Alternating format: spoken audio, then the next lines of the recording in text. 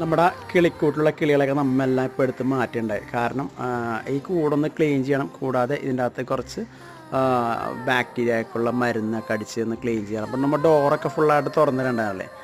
അപ്പോൾ അതിന് ഡോറൊക്കെ രണ്ടും തുറന്നിട്ട സമയത്ത് അത് 2 പേര് നമ്മളത് ഇവിടെ ഇങ്ങനെ വന്നേക്കണുണ്ടോ.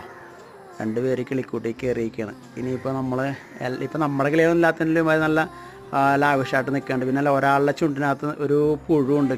നമ്മുടെ കിളിയുടെ കൂട്ടിൻ്റെ പുഴുവുണ്ട്. അപ്പോൾ അവനത് വിട്ടിട്ടുമില്ല എന്നല്ലേ. ഇനിയിപ്പോൾ നമ്മൾ ഇവന്മാരങ്ങാട് തുറന്ന് വിടണം അവിടെ.